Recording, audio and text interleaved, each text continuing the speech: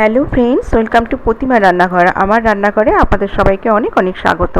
আজ আমি একটা স্ন্যাক্সের রেসিপি নিয়ে হাজির হয়েছি। দেখো, এখানে আমি একটা পাত্রের মধ্যে জল নিয়েছি, নিয়ে একটা বড় আলু আমি খোসা ছাড়িয়ে ভিজিয়ে রেখেছি। একটা গ্রেটার নিয়ে ওই জলের মধ্যেই আমি আলুটাকে গ্রেট করে নিচ্ছি, যাতে আলুটা কালো না হয়ে যায়। দেখো, এইভাবে আমি গ্রেট করে নিচ্ছি।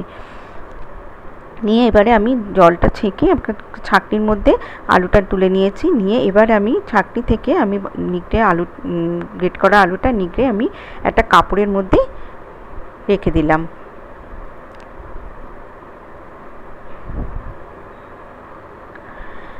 দেখো, এবারে আমি আলুর মধ্যে যে এক্সট্রা যে জলটা আছে সেটা আমি একদম চিপে বার করে নেব, একদম আলুটাকে শুকনো করে নেব। এটি বিকেলে জলখাবারে বানালে ভীষণ ভালো লাগবে খেতে বন্ধুরা। পরিবারের সবাই খেয়ে খুব প্রশংসা করবে। আমার রেসিপিটি যদি আজকে ভালো লেগে থাকে বন্ধুরা, তাহলে একটা লাইক দিয়ে দিও।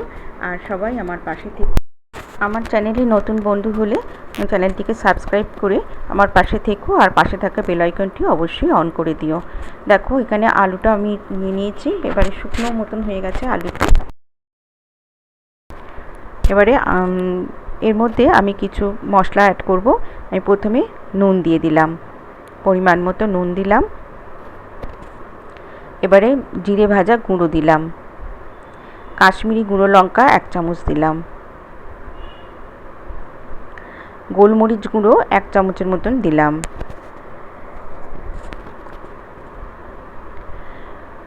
হলুদ গুঁড়ো দিলাম, আর ঝাল লঙ্কা গুঁড়ো 1/2 চামচ দিলাম। তোমরা চাইলে এখানে কাঁচা লঙ্কাও দিতে পারো কুচি করে। এবারে আমি দিয়ে দিলাম ময়দা।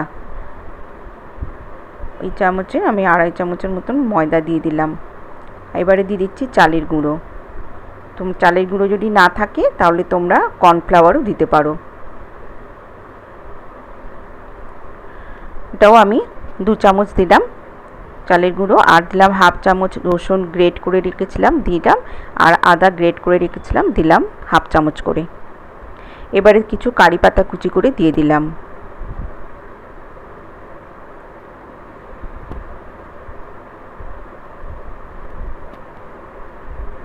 এবারে আমি ভালো করে সব মেখে নেব। এদিকে কড়াইতে আমি রিফাইন্ড অয়েল কিছুটা তেল, ডিপ ফ্রাই হবে তো কিছুটা তেল দিয়ে আমি গরম করতে বসিয়ে দিয়েছি। এবারে অল্প অল্প করে জল দিয়ে আমি এটা মাখবো। একসঙ্গে বেশি জল দেবেন না, তাহলে পাতলা হয়ে যাবে। অল্প অল্প জল দিয়ে মাখতে হবে।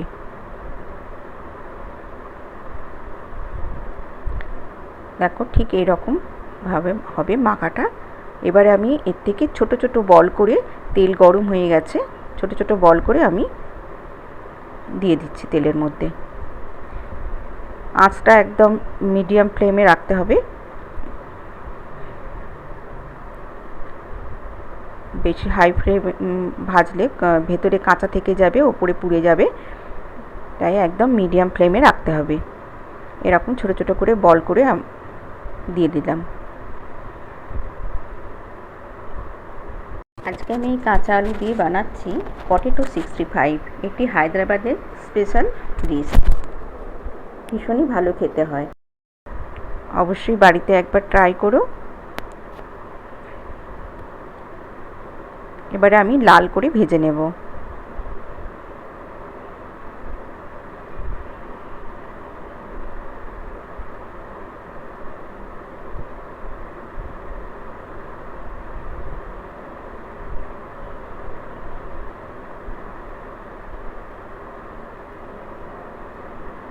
দেখো, এইভাবে আমি একটা প্লেটের ওপর টিস্যু পেপার রেখে আমি তুলে নিলাম পকোড়াগুলো, আর বাকি পকোড়াগুলো ঠিক ওইভাবে ভেজে নিলাম। এবারে আমি কিছুটা তেল তুলে নিলাম নিয়ে, আর 2 চামচ মতন তেল দিয়ে আমি কিছুটা রসুন কুচি দিয়ে দিলাম তেলের মধ্যে, আর দিলাম 2টো শুকনো লঙ্কা অর্ধেক করে দিয়ে দিলাম, আর দিলাম কারি পাতা কুচি। একটা পেঁয়াজ কুচি করে নিয়েছিলাম, দিয়ে দিলাম।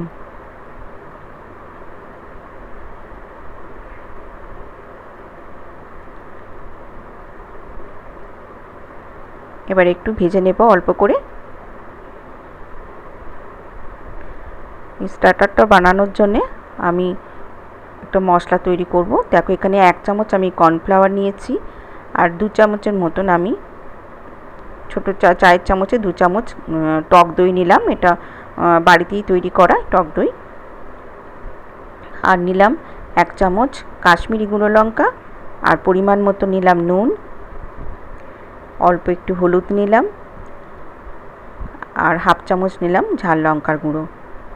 বন্ধুরা, এটা কিন্তু মাঞ্চুরিয়ান নয়, মাঞ্চুরিয়ান সস দিয়ে তৈরি হয়। আমি কিন্তু সস ব্যবহার করছি না, এখানে কোনো রকম সস ব্যবহার করিনি, তাই এটা মাঞ্চুরিয়ান নয়।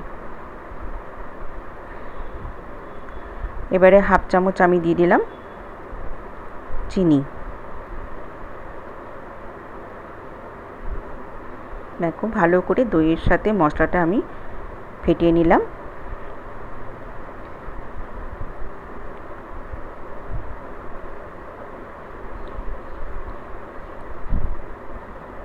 এবারে আমি পেঁয়াজটা অল্প ভাজা হয়ে গেছে, এবার দিয়ে দিলাম। এর মধ্যেও তোমরা কাঁচা লঙ্কা, ছোটো ছোটো কাঁচা লঙ্কা চালা করে দিতে পারো। আমি কাঁচা লঙ্কা দিলাম না, কারণ আমার কাছে কাঁচা লঙ্কা ছিল না, তাই আমি শুকনো লঙ্কা দিয়ে দিলাম।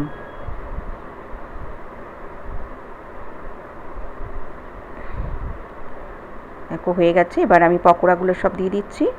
আলু পকোড়াগুলো দিয়ে আমি কিছুটা ধনেপাতা কুচি উপরে ছড়িয়ে দিলাম। ব্যাস,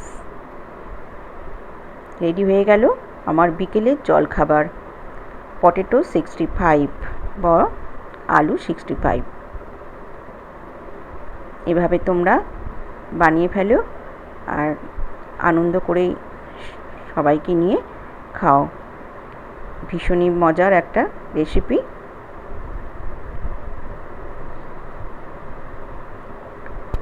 দেখো কত সুন্দর হয়েছে, খেতেও হয়েছিল অসাধারণ।